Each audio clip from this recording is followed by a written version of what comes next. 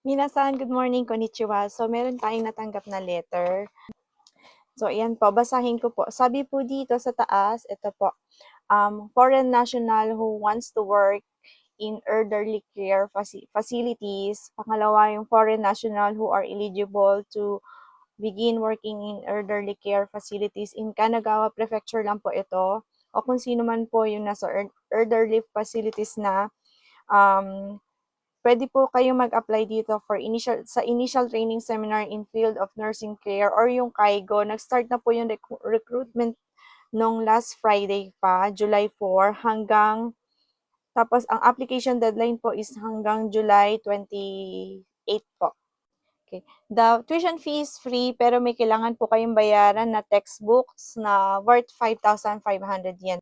The training period is from August 13 to November 26. To get the certificate of completion, you have to attend all the classes below. Ito po yung sinasabi niyan.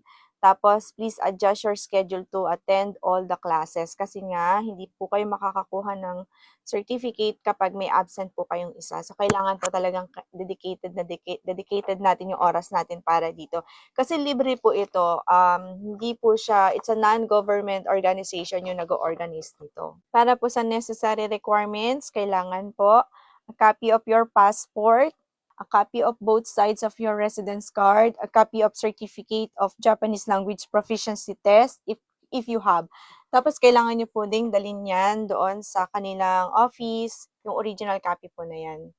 Additional po na requirements, kailangan nyo po ng pictures na 3 by 4 cm. Parang ano po siya, yung passport size na picture po. So, yun lang po. If any question, comment down below. Tapos, replyin ko po kayo.